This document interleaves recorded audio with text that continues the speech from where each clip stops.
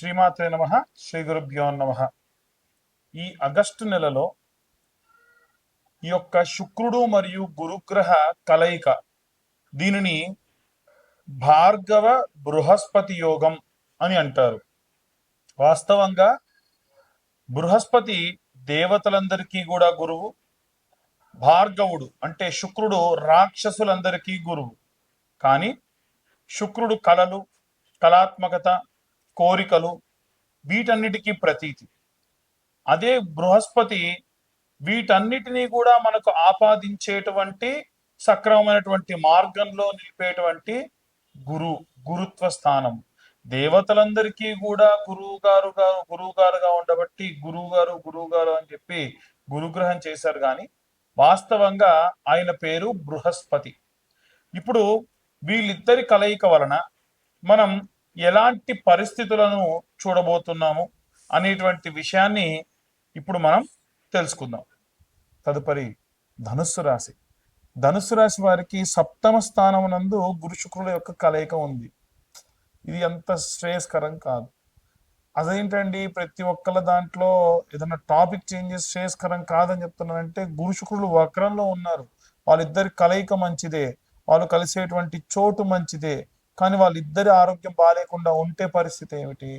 ఉదాహరణకు మీ యొక్క తల్లిదండ్రులు ఉన్నారు, వాళ్ళిద్దరు కూడా మీ అత్తగారింటికి వెళ్ళారు, వాళ్ళిద్దరి ఆరోగ్యం అక్కడ బాగాలేదు. మీ ఇంట్లో ఉన్నంత ప్రశాంతంగా అక్కడ ఉంటారా? మీకు ఇక్కడ ఇంత బాగా జరుగుతుందో అక్కడ అంత బాగా జరుగుతుందా?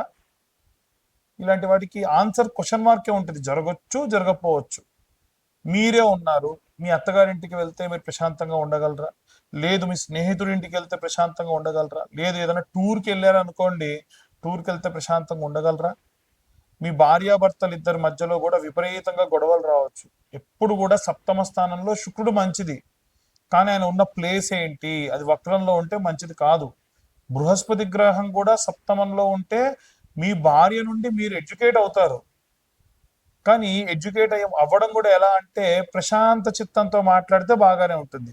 మీకు ఏదైనా చెప్పాలంటే గట్టిగా కసిరిచ్చి చెబితే, అసలు మిమ్మల్ని ఎదిరించి మాట్లాడి నీకు అసలు ఏం తెలియదు, ఇలా అయితే బాగుంటావు, ఇలా అయితే బాగుండదు గట్టిగా చెబితే ఎంత మనస్సు బాధ చెందుతుంది. మీరు ఒకవేళ మీ భార్యని ఏం అనకపోయినా, దీనివల్ల నాకు ఎప్పుడు ప్రశాంతత లేదు, లేదు మీ భర్త మీకు చెప్పడం అలా చెప్తా, అసలు వీడి వల్ల నాకు ఎప్పుడు సుఖం లేదు, ఎప్పుడు ఏదో గొడవ పడతానే ఉంటాడు, అసలు నా జీవితం ఎందుకు, అసలు ఎప్పుడు ఇలాగే ఉంటుందా అన్న భావజాలం అనేది మీకు విపరీతంగా ఏర్పడుతుంది.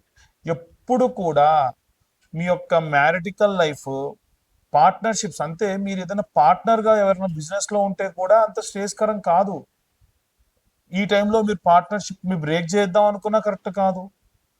చాలా మంది డైవర్స్లోకి వెళ్తూ ఉంటారు, చాలా మంది పార్ట్నర్షిప్ వ్యాపారాల నుంచి బయటకు వద్దామని చూస్తారు. టైం బాగాలేనప్పుడు ఎప్పుడు బయటికి రాకూడదండి. టైం బాగాలేదు, ఇనిషియల్ స్టేజ్లో ఉందంటే ఓకే, నిండా మునిగిన తర్వాత బయటకు వచ్చే లాభం ఇంకా నష్టపోతారు. కొంచెం ఓపిక పట్టి మీ జీవితాన్ని అద్భుతంగా మీరు ఇంకా సరి చేసుకోవచ్చు అనేది నా ఉద్దేశం. ఇలాంటి ఇబ్బందులు లేకుండా ఉండాలి, దానివల్ల ఎలాంటి మంత్రం చదువుకోవాలి, ఎలాంటి రెమెడీస్ తీసుకోవాలనే విషయాన్ని ఇప్పుడు మనం తెలుసుకుందాం. మనకు ఉన్నటువంటి సమాజంలో ఉన్నటువంటి అన్ని విభజనగా చేసుకుంటే, చిన్నపిల్లల దగ్గర నుండి వృద్ధాప్యంలో ఉన్న వాళ్ళ వరకు కూడా చాలా రకాలైనటువంటి వాళ్ళు ఉంటారు. పిల్లలు, గృహిణులు, వర్కింగ్ ఉమెన్స్, అలాగే ఏవైనా సరే వ్యాపారం చేసేటువంటి వాళ్ళు, చిన్న స్థాయి నుండి పెద్ద స్థాయి వరకు, అలాగే ఉద్యోగస్తులు, అలాగే రాజకీయ నాయకులు, అలాగే సినిమా రంగాల వాళ్ళు, రైతులు, కుల వృత్తులు చేసేవాళ్ళు, అందరూ వీళ్ళు వాళ్ళని కాకుండా అందరూ కూడా చేయవలసినటువంటి ఒక అద్భుతమైన రెమెడీస్ రెండు చెప్తాను ఈ రోజున. ఈ రెండు విభాగం అంటే బృహస్పతికి సంబంధించిన రెమెడీ ఒకటి, ఇంకొకటి శుక్రాచార్యుడికి సంబంధించిన రెమెడీ ఒకటి. గురువారం, శుక్రవారం ఈ నెల రోజుల పాటు కూడా మీరు ఈ రెమెడీని పాటించడం వల్ల విశేషమైన సత్ఫలితాలు పొందవచ్చు. ఇంతకీ ఏంటా రెమెడీ అంటే, ముఖ్యంగా బృహస్పతి దేనికంటే, పిల్లలు మాట వినట్లేదు, చదవట్లేదు, చదివితే ఉద్యోగం రావట్లేదు, ఉద్యోగం వస్తే పెళ్ళవట్లేదు, పెళ్ళైతే పిల్లలు అవ్వట్లేదు, పిల్లలైతే వాళ్ళకి పిల్లలు కావట్లేదు, ఏ కారణమైనా సరే తల్లి కానీ తండ్రి కానీ ఎవరైనా చేయొచ్చు. ఎందుకంటే బృహస్పతి మంత్రంలోనే ఉంది, గురు అరిష్టేతు సంప్రాప్తే గురు పూజాంచ కారయే గురు ధ్యానం ప్రవక్ష్యామి పుత్ర పీడోపశాంతయే. ఇప్పుడు నేను చెప్పిన మంత్రాన్ని మీరు ఇలాగే బృహస్పతి దగ్గర చెప్పొచ్చు. ఏమని చెప్పాలంటే గురు అరిష్టేతు సంప్రాప్తే గురు పూజాంచ కారయే గురు ధ్యానం ప్రవక్ష్యామి పుత్ర పీడోపశాంతయే. ఇప్పుడు నేను చెప్పేటువంటి ఈ మంత్రము పిల్లలు ఉన్నవాళ్ళే కాదండి, పిల్లల కోసం ఎదురు చూస్తున్న వాళ్ళు కూడా చేయొచ్చు. సంతానం లేదండి మాకు, సంతానం కావాలి అన్న వాళ్ళు చేయొచ్చు. సంతానం ఉండి సంతానం బాగా మొండి చేస్తున్నారు, మాటినట్లేదు అన్న వాళ్ళు చేయొచ్చు. నా పిల్లలు చాలా బాగా నా మాట వింటారు కానీ వాళ్ళ జాతక రీత్యా ఉన్న ఎన్నో ఇబ్బందులు ఇబ్బంది పెడుతున్నాయి అని కూడా మీరు అన్నవాళ్ళు కూడా ఈ యొక్క రెమెడీ చేయొచ్చు. ఏమిటది అని అంటే 110 శనగలు తీసుకోండి. ఎన్ని? 110 కరెక్ట్గా వేయించుకోండి శనగల్ని. అది కూడా వీలైతే కొంచెం దొడ్డు శనగలు తీసుకోండి. 110 శనగలు సపరేట్గా, ఒక పిరికెడు శనగలు సపరేట్గా నానబెట్టండి.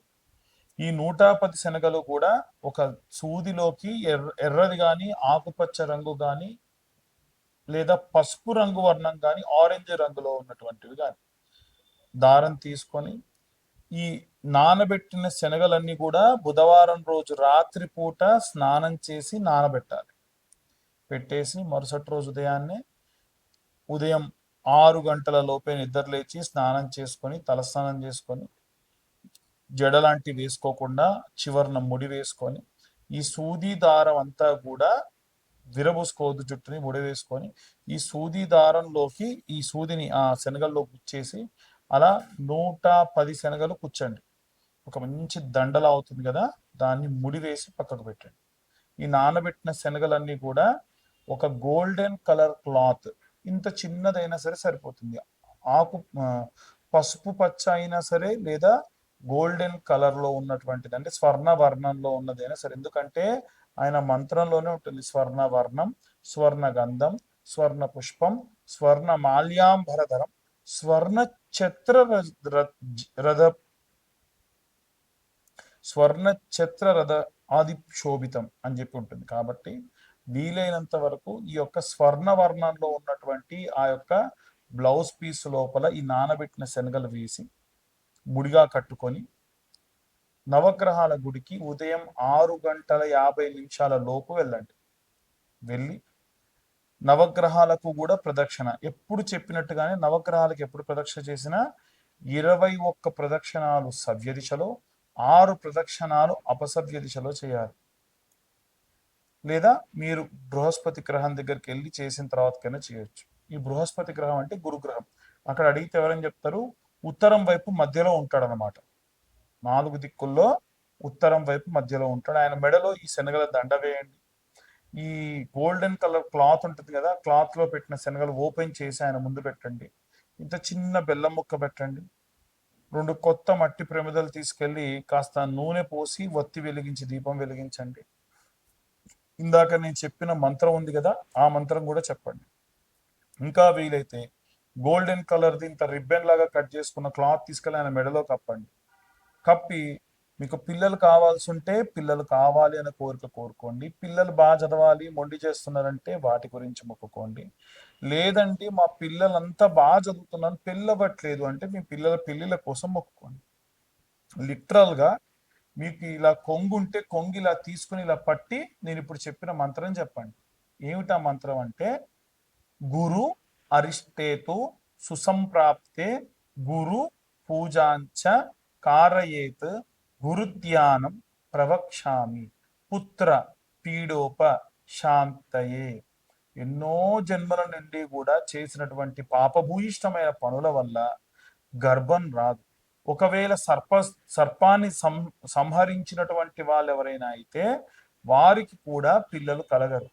అలాంటి జాతకులకు కూడా మంచి ససంతానం కలిగేట్టుగా చేసేటువంటి ఒకే ఒక్క గ్రహం బృహస్పతి గ్రహం.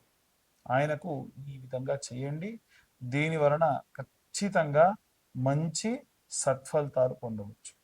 అలాగే ఇప్పుడు శుక్రాచార్యుల వారి గురించి కూడా చెప్పాగా, భార్యాభర్తలు బాగా కొట్టుకుంటున్నారు, గొడవలు పడుతున్నారు, చికాకులు ఉన్నాయి, లేదు మేమంతా బాగానే ఉన్నాం కానీ మా మధ్యలో సఖ్యత లేదు, మా ఇంట్లో అత్తగారి వల్ల వదిన గారి వల్ల ఎవరి వల్ల ఇబ్బంది పడుతున్నాము, ఈ కారణం కానీ ఇంకా ఇతరత్ర ఎన్ని కారణాలు ఉన్నా సరే ఆ కారణాలన్నింటినీ కూడా మనం దృష్టిలో పెట్టుకొని భార్యాభర్తలు బాగుండాలి, పరిస్థితి వ్యామోహంలో ఉండకూడదు అన్న ఉద్దేశంతో శుక్రాచార్యుల వారికి శుక్రవారం నాడు నేను ఇప్పుడు చెప్పిన విధంగా మీరు పూజ చేయండి. అది కూడా ఈ ఆగస్టు నెల ప్రారంభం అంటే శ్రావణ మాసం ప్రారంభమైనప్పటి నుంచి కూడా చేయొచ్చు. ఎన్ని శుక్రవారాలు ఉంటే అన్ని శుక్రవారం మధ్యలో మీకు డేట్ వచ్చినప్పుడు ఆపేసి తర్వాత కంటిన్యూ చేయండి. మొత్తానికి 5 వారాలు చేయండి. ఏం చేయాలంటే ఫస్ట్ ఆఫ్ ఆల్ శుక్రవారం నాడు తలస్నానం చేయాలి, కాళ్ళకు పసుపు పెట్టుకోవాలి, గడపకు పసుపు పెట్టుకోవాలి. చాలామంది ఉదయాన్నే పాచి ముఖంతో ముఖం కూడా కడగకుండా ఇల్లంతా ఊడ్చుకోవడము, కల్లాపి చల్లుకోవడం చేస్తున్నారు. అస్సలు చేయకూడదు, ఇంటికి మంచిది కాదు. మీరు స్నానం ఆచరించిన తర్వాతకి ఇవన్నీ చేయాలి. గడపకు కూడా పసుపు పెట్టాలి, కాళ్ళకు పసుపు పెట్టుకోవాలి. అమ్మవారి దగ్గర మీరు ఏదన్నా ఒక పండు నైవేద్యం పెట్టి నవగ్రహాల గుడికి వెళ్ళి బొబ్బెర్లు ఉంటాయి కదమ్మా, నానబెట్టిన బొబ్బెర్లు, అది ముందు రోజే నానబెట్టి ఆ బొబ్బెర్లు వీలైతే ఉడికించకున్నా సరే నానబెట్టినవైనా సరే కాస్తంత ఉప్పు వేసి, ఎప్పుడు కూడా మనము ఉప్పు దానం ఇవ్వం కానీ నైవేద్యంగా పెడితే మంచిది దేవుడికి, అందుకని ఉప్పు వేసి శుక్రాచార్యుడు వారి దగ్గరికి అంటే తూర్పు భాగంలో మధ్యలో ఉంటాడు అనమాట. తూర్పు భాగానికి ఉన్నటువంటి వరుసలో ఉన్న 3 గ్రహాల్లో మధ్యలో ఉంటాడు శుక్రగ్రహం. ఆయన దగ్గర ఆకు డొప్పలో మంచిగా ఇన్ని బొబ్బర్లు తీసుకెళ్లి పెట్టేసి ఇంకో బెల్లం ముక్క పెట్టి నైవేద్యం పెట్టి దీపం పెట్టేసి రండి. అయిపోలేదు, ఇంకా ఇంకా ఉంది. మీ హస్బెండ్కి సంబంధించి చేస్తున్నారు కాబట్టి ఒక చిన్న బండ తెచ్చుకోండి, మంచి స్మూత్గా ఉండే ఒక బండ లేదా ఒక టైల్స్ అయినా పర్వాలేదు, పగలకుండా చూసుకోండి 5 వారాలు కూడా. అమ్మవారి ముందు పెట్టి మధ్యాహ్నం పూట ఎటువంటి రజోగుణం లేనటువంటి పదార్థములతోని అన్నము, అలాగే కూరలు, ఆ కూరల్లో వంకాయ అలాగే కాకరకాయ లాంటివి లేకుండా సాత్వికమైనటువంటివి, అల్లం వెల్లిగడ్డ ఉల్లిగడ్డ లేకుండా ఏదైనా సరే కూర వండుకొని అమ్మవారికి చారు కూడా నైవేద్యం పెట్టొచ్చు. మిరియాలు లాంటివి వేసి, చింతపండు టమాటా లాంటివి వేసి చారు పెట్టి, ఇంత పెరుగు, ఇవన్నీ కూడా బండ మీద ఏమీ లేకుండా అమ్మవారికి కొద్ది కొద్దిగా అన్నం మీదనే కొద్ది కొద్దిగా వేసి నైవేద్యం పెట్టి మీరు మధ్యాహ్నం పూట ప్రతి శుక్రవారం మధ్యాహ్నం పూట ఆ బండ మీదే భోజనం చేయాలి. ఎటువంటి ఆకు వేసుకోకుండా భోజనం చేయాలి. ఎందుకని ఇంత కఠినంగా చేస్తున్నారంటే భర్త బాగుండాలి, భార్యాభర్తలు ఇద్దరు కలిసి ఉండాలి. అమ్మవారు ఏవైతే ఒకవేళ జాతకరీత్యా బాగాలేకుండా ఏం కష్టాలు రాబోతున్నాయో మీరే ముందే ఆ కష్టం తీసేసుకుంటే అమ్మవారు కరిగిపోయి పొంగిపోయి మీ కష్టాలు తీరుస్తుంది. ఇలా 5 శుక్రవారాల పాటు ఈ బండ పైన భోజనం చేయాలి, నేలపైన కటిక నేలపైనే నిద్రించాలి. ఇలా 5 వారాలు చేయండి. ఖచ్చితంగా మీ భర్తలో విపరీతమైన మార్పు అనేటువంటిది రావడం ప్రారంభమవుతుంది. ఇవన్నీ కూడా గోచార రీత్యా చెప్పేటువంటి విషయములు మాత్రమే. పూర్తిగా మీ జాతకం విశ్లేషణగా కావాలి అని అంటే 2025 రూపాయలు కడితే పూర్తిగా మీ జాతకాన్ని 60-70 పేజీల్లో మీకు అందించడం జరుగుతుంది. తరువాతకి ఎవరైతే ఈ జాతకం చెప్పించుకుంటారో వాళ్ళు ఈ కరుంగలి మాల వాళ్ళకి ఉచితంగా ఇవ్వడం జరుగుతుంది. అయితే ఈ కరుంగలి మాల కూడా మేము రుద్ర హోమంలో పెట్టి ఇచ్చేటువంటివి. ఆ రుద్ర హోమానికి సంబంధించి వీడియో కూడా మీకు పంపిస్తాము. అందుకని వీలైనంత వరకు ఈ మాల ధరించడం మంచిది. ఎందుకు ఉచితంగా ఇస్తున్నారు? ఈ మాల ధరనే బయట చూస్తే 1500 2000 ఉంది కదా అంటే అవునండి ఉంది. ఎందుకు ఇస్తున్నానంటే మన ఛానల్ సబ్స్క్రైబర్స్కి మాత్రమే ఇస్తున్నాము. ఎవరైతే ఈ వీడియో చూస్తున్నారో వాళ్ళు నాకు ఈ వీడియోను పంపించి మీరు అడగండి, అయ్యా మీ వీడియో చూసాం పంపిస్తున్నాను, నాకు ఈ యొక్క జ్వాలాముఖి మాల కావాలి. ఈ జ్వాలాముఖి మాల అంత విశేషమైనటువంటిది. అలాగే మేము చేసినటువంటి ఈ వీడియో కనుక ఇన్ఫర్మేటివ్గా ఉంటే ఇంకా నలుగురికి మీరు షేర్ చేయండి. ఇప్పటి వరకు మా ఛానల్ సబ్స్క్రైబ్ చేసుకోకుంటే సబ్స్క్రైబ్ చేసుకోండి. అప్పుడు ఖచ్చితంగా మేము చేసేటువంటి వీడియోస్ మీ దాకా వస్తాయి. అలాగే మీకు ఈ వీడియో కనుక నచ్చితే లైక్ చేయండి, ఇంకొంతమందికి షేర్ చేయండి. సర్వే జనా సుఖినో భవంతు. స్వస్తి.